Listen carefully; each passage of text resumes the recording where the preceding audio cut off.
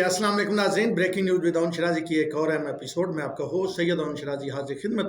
नाज़रीन, वीलॉग के शुरू में जब ये वीडियो स्टार्ट होने लगी थी तो आपने एक क्लिप देखा। इस क्लिप में दो मुअज़्ज़ज़ इंसान पाकिस्तान तहरीक इंसाफ के सिटिंग वाइस चेयरमैन यानी इमरान अहमद खान न्याई साहब के बाद जिन्होंने इस पार्टी को लीड करना है, जिन्होंने इस पार्टी को संभालना है, जिनका नाम इमरान खान साहब ने बताया कि जी मेरे बाद इस पार्टी को शाह महमूद कुरैशी वाइस चेयरमैन नायब कप्तान कह के बुलाया जाता है जलसों में, उनको जब जलसे होते थे वो लीड करेंगे। और साथ में इमरान खान साहब की कोर टीम थे, अरस्तु कहा जाता था उनको जनाब कोई मईशत का टाइटैनिक कहा जाता था कि उनसे ज़्यादा मईशत कोई जानता नहीं। और पार्लियामेंट में जब वो खड़े होते थे, जब आप पोजीशन में थे, तो जिस तरह मैंने बाजू ऊपर किए हुए हैं इस तरह वो बाजू ऊपर करके कहते थे कि मैं 55 रुपये लीटर में पेट्रोल फरोख्त करूंगा।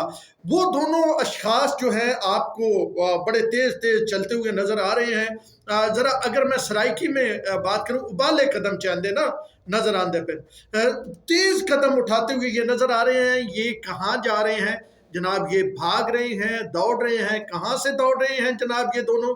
इनकी आज इस्लामाबाद में जो माताहत अदालत है हाई कोर्ट के, उसने इनकी जमानत खारिज की है। इनकी जमानत खारिज हुई है और जमानत खारिज होने के बाद ये अपने अरेस्ट के डर से, अपनी गिरफ्तारी के डर से ये दौड़े जा रहे हैं। ये फवाद चौधरी के बाद दो और लीडरान आपने देखे जो इस अंदाज में पाकिस्तान तहरीक इंसाफ के दो बड़े लीडर, यानी दो जॉइंट, एक सेक्रेटरी जनरल था, वहां से उसने रिजाइन कर दिया, यानी एक सेक्रेटरी जनरल और एक जनाब वाइस चेयरमैन, ये दोनों दौड़े जा रहे हैं कानून से, रियासती इदारों से कि इनकी जमानत खारिज होगी। ये जमानत खारिज होने के बाद दौड़ रहे हैं। ये कौन लोग हैं? ये वो लोग हैं जो कहते हैं कि हम टक्कर के लोग हैं। ये वो लोग हैं जो कहते हैं रियासत हम पे जुल्म कर रही है और हम उस जुल्म की आंखों में आंखें डाल के मुकाबला कर रहे हैं। इनमें एक शाह महमूद कुरैशी है जो कहते थे कि तहरीक इंसाफ का झंडा मेरे हाथ में मौजूद है, मैं झंडा लेके निकलूंगा। अब मुझे नहीं मालूम कि जब ये दौड़े हैं अदालत से तो उस वक्त ये झंडा इन्होंने अदालत में ही फेंक दिया था, कहीं रास्ते में इनसे गिर गया था, या फिर ये गाड़ी तक पहुंचा नहीं सके वो झंडा, क्योंकि उस वक्त जब ये गाड़ी में दाखिल हुए इनके हाथ में झंडा मौजूद नहीं था। ये शाह महमूद कुरैशी जो आपको भागते, लड़ते, कांपते हुए, दौड़ते हुए नजर आ रहे हैं, ये कह रहे थे कि मैं ये झंडा उठा के चलूंगा और मेरे पीछे लाखों लोग चलेंगे। उसके साथ साथ असद उमर की कहानी तो आपने सारी सुन ली कि किस तरह उन्होंने जनाब पार्टी को भी छोड़ा, सेक्रेटरी जनरलशिप को भी छोड़ा और अब फिर जमानत उनकी खारिज हुई तो वो दौड़ लगा रहे हैं। अच्छा, इससे ज़रा आगे जाने से पहले कि मैं आपको ये बयान करूं कि ये वो लोग हैं जिनकी वजह से, जिनकी तकरीरों की वजह से, जिनकी हरकतों की वजह से 107 लोग इस वक्त, 107 पाकिस्तानी जो है वो मिलिट्री कोर्ट में ट्रायल हो रहे हैं। ये वो लोग हैं जिनकी वजह से 170 मजीद पाकिस्तानी मिलिट्री कोर्ट में ट्रायल होंगे। तहरीक इंसाफ के वो लोग जिन्होंने अपनी तकरीरों से ब्रेन वॉश जिनको किया, उनको उकसाया, उन्होंने रियासत पे हमला किया, रियासती इदारों पे, उसके साथ साथ रियासत की जो अमारात थी उन पे हमला किया। और आज वो लोग जो हैं, और उनमें ज़्यादातर नौजवानों की तादाद है, बूढ़े नहीं है, ख्वातीन भी हैं, लेकिन नौजवान जिनके अभी 40-50 साल मजीद ज़िंदगी है, वो लोग इस वक्त जेलों में मौजूद हैं, मिलिट्री कोर्ट का सामना कर रहे हैं। वैसे तो हज़ारों की लोग में तादाद में लोग पकड़े हुए हैं, लेकिन जो मिलिट्री कोर्ट वाले हैं वो 107 लोग हैं। अब ये भाग रहे हैं। इनसे पहले कल एक और भी इंसिडेंट हुआ, जरा मैं वो भी आपको बता दूं। इमरान अहमद खान न्याई साहब हाई कोर्ट में गए हैं वॉशरूम में। ذرائع یہ بتاتے ہیں کہ عمران خان واش روم سے جب نکلے ہیں تو دو لوگ انہوں نے دیکھے ہیں ذرا سول کپڑوں میں تھے، اور وہ چیف جسٹس کے کمرے سے نکل رہے تھے. وہ در حقیقت کسی فائل پہ ایک سگنیچر کروانے آئے تھے، کوئی اور معاملہ تھا. تو خان صاحب نے یہ سمجھا کہ یہ ایجنسیوں کے لوگ ہیں اور وہ چیف جسٹس سے ان کی جو ہے وہ اریسٹ پہ دستخط انہوں نے کروائے. عمران احمد خان نیازی نے وہاں سے باقاعدہ طور پہ دوڑ لگائی، اور وہ دوڑ لگا کے پہنچے کہاں پہ جی؟ وہاں پہ عدالت کے اندر جہاں پہ ان کے وکلاء موجود تھے. یعنی ایک چیئرمین پارٹی کا وہ اتنا خوفزدہ ہوتا ہے کہ وہ کہتا ہے کہ جی ٹویٹ کروا دیتا ہے کہ عمران خان کو گرفتار کرنے لگے ہیں، پہنچو پہنچو پہنچو، زمان پارک پہنچو. وہ چیئرمین ہے، اس کا وائس چیئرمین ہے، اس کی دوڑیں آپ نے دیکھ لی. اس کا جو ہے وہ سیکرٹری جنرل جو تھا اس کی دوڑیں آپ نے دیکھ لی.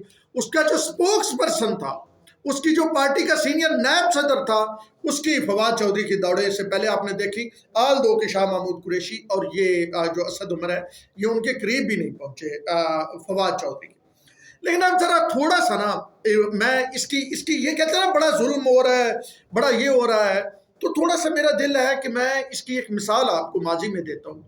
وہ لوگ جو 2018 کے بعد جو سمجھتے ہیں کہ پاکستان میں سیاست شروع ہوئی، یا 2018 کے بعد حکومت میں جب تحریک انصاف آئی اور اس کے بعد جب عدم اعتماد کامیاب ہوا تو سب سے زیادہ ظلم ان کے خلاف ہوا. تو ذرا میں نا آپ کو ایک چھوٹی سی مثال دیتا ہوں ماضی سے. اٹک سے ملک حاکمین خان، بہت سارے لوگ ان کو جانتے ہیں. وہ لوگ جو 2018 کے بعد جنہوں نے سیاست سمجھا ہے کہ سیاست شروع ہوئی ہے، ان کی بات نہیں کر رہا.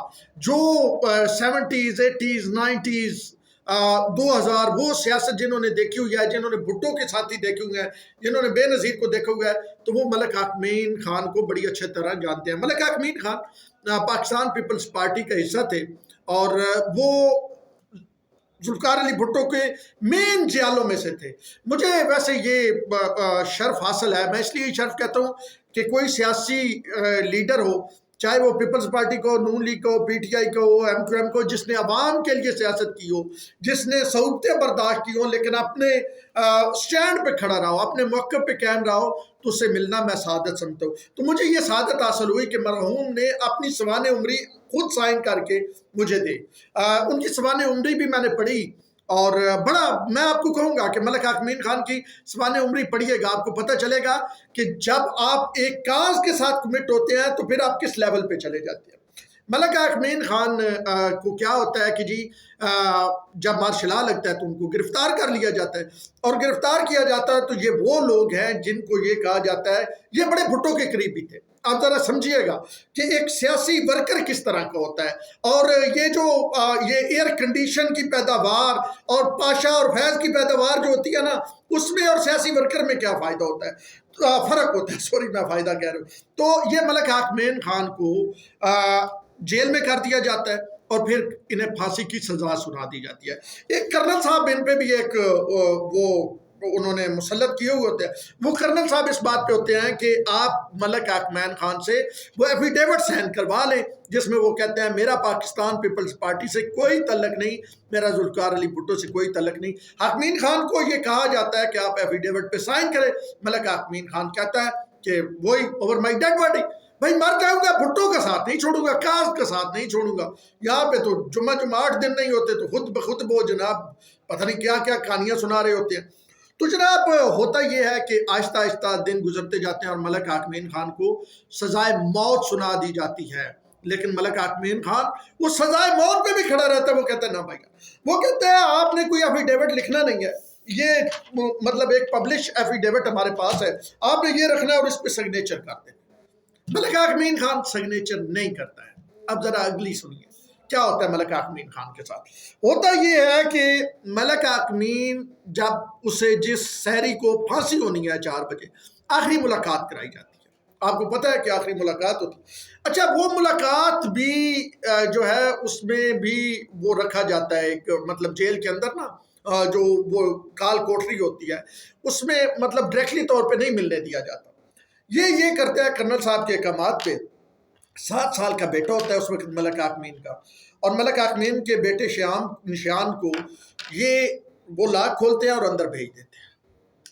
اب 7 سال کا بیٹا ہو، باپ اتنے عرصے سے دور ہو، باپ کو وہ دیکھ نہ رہا ہو، جن کے بچے ہیں وہ بہتر سمجھ سکتے ہیں، وہ بچہ دوڑتا ہے اور سیدھا بابا بابا کہتے ملک آکمین کو سینے سے لگا لیتا ہے، باپ کو پیار کرتا ہے، چومتا ہے، اور باپ بھی لازمی بات ہے اتنے عرصے بعد اپنے بیٹے کو دیکھ رہا ہے تو اس کا بھی ایموشنل ہونا بنتا ہے۔ تھوڑا سا وہ ایموشنل ہوتے ہیں ملک آکمین خان مرحوم اور ان کا بیٹا، اور وہ گھر والے یہ منظر باہر مطلب اس سائڈ پہ نا، اس جالی کی اس سائڈ پہ، جیل کی اس سائڈ پہ دیکھ رہے ہیں، اور یہ بچہ مل رہا ہے۔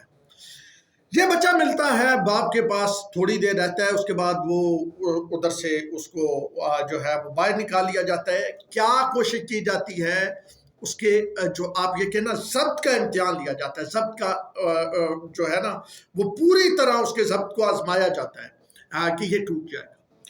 جب یہ سارا کچھ ہو جاتا ہے تو وہ کرنل صاحب آتے ہیں، وہ کہتے ہیں یار مجھے تو نہیں پتا تھا تمہارا اتنا پیارا بچہ ہے، میں نے خصوصی طور پہ اجازت دی، یہ بچہ ہے، اس کا مستقبل ہے، اور یہ تو اتنا اچھا ہے اور اتنا پیار کرتا ہے، یہ یتیم ہو جائے گا، یہ اور کیا ہے، سیاسی پارٹیاں آتی جاتی رہتی ہیں، بھٹو کو پھانسی ہو گئی، باقی یہ تم اور پارٹی بنا میں چلے جانا، پھر کچھ کر لینا، لیکن ابھی میں تمہیں کہتا ہوں ایک چھوٹے سے ایفیڈیوٹ پہ تم نے سائن کرنا ہے، سائن کر دو، جان چھڑواؤ۔ تو ملک حاکمین پھر کہتا ہے، اس کے حوصلہ ٹوٹتا نہیں ہے اس وجہ سے، وہ کہتا ہے نہیں بھائی۔ اس کے بعد کیا ہوتا ہے کہ وہ باقاعدہ پورا پروسیجر ہوتا ہے کہ جناب اسی طرح جس طرح پھانسی دیتے ہیں، 28 لوگوں کو پھانسی دی جا رہی تھی، انٹرنیشنل پریشر تھا، پھانسی رک جاتی ہے، لیکن ملک حاکمین کو بتایا نہیں جاتا کہ آپ کی پھانسی روک دی گئی ہے۔ ملک حاکمین کو جناب اسی انداز میں وہی کپڑے، جس طرح پورا وہ غسل، اور وہ جاتا ہے مجسٹریٹ موجود ہوتا ہے، وہ لے کے جاتے ہیں جیلر، اور وہ سارا وہ پھانسی گارڈ پہ اس کو کالا کپڑا پہناتے ہیں، وہاں سے صرف اب وہ جو ہے نا کھینچنا رہ جاتا ہے، جسے کہتے ہیں سنگل کھینچنا رہ جاتا، اور اس کے بعد پھر اگلی تو آپ کو پتہ ہے کہ لٹک جاتا ہے جسم۔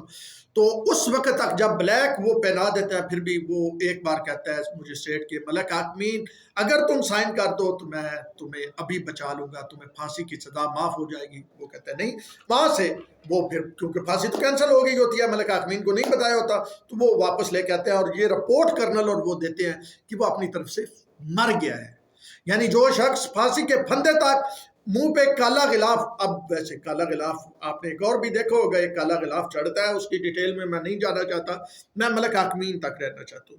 تو ملک حاکمین اس کے منہ پہ کالا غلاف چڑھا دیا تھا، لیکن وہ اس کے باوجود بندہ اپنے اس کے ساتھ کھڑا تھا، اپنی سوچ کے ساتھ کھڑا تھا، یا جو اس کا جو بھی ایک اس نے اپنے نظریہ بنایا ہوا تھا اس کے ساتھ کھڑا تھا، تو ملک حاکمین کو توڑنا ممکن نہیں ہے۔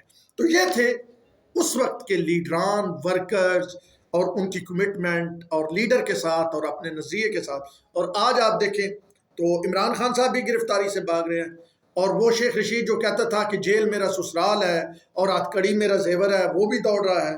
شاہ محمود اور اسد عمر کو آپ نے دیکھا ہے، اس سے پہلے آپ نے وہ موصوف جو ہے کیا اس کا نام ہے، فواد چودھری کو دیکھا، مراد سعید اینڈ کمپنی ساری بھاگی ہوئی ہے، وہ جناب دیگر جو ہے زرتاج گل وغیرہ آگے پیچھے ہیں، وہ آپ کی جو وومن ونگ کی تھی وہ جناب کول شوزہ وہ بھاگی ہوئی ہیں بیرون ملک۔ تو یہ ہے جی پارٹی، اور یہ ہے لیڈرشپ، اور لوگوں کے بچوں کو انہوں نے مروا دیا ہے، لوگوں کے بچوں کو انہوں نے جیلوں میں کروا دیا ہے۔ ان کے پاس اتنے پیسے نہیں ہیں غریبوں کے پاس کہ وہ کوئی وکیل کر سکے، لیکن دوسری جانب خود جو ہے وہ گرفتاری سے بھی ڈر رہے ہیں اور آگے بھاگ رہے ہیں۔ تو میں نے کہا ذرا ان کی اور ملک حاکمین خان کی ذرا آپ کو مثال ذرا دوں تو صحیح، کہ جو سیاسی ورکر ہوتے ہیں وہ کیسے ہوتے ہیں، اور جو ڈرائنگ روموں کی اور مخصوص جرنیلوں کی پیداوار ہوتے ہیں، جو جرنیلوں کو باپ کہتے ہیں، وہ کیسے ہوتے ہیں۔ اب تک کے لیے اتنا ہی، اپنے ہوسٹ سید احمد شیرازی کو دیجیے اجازت، اللہ نے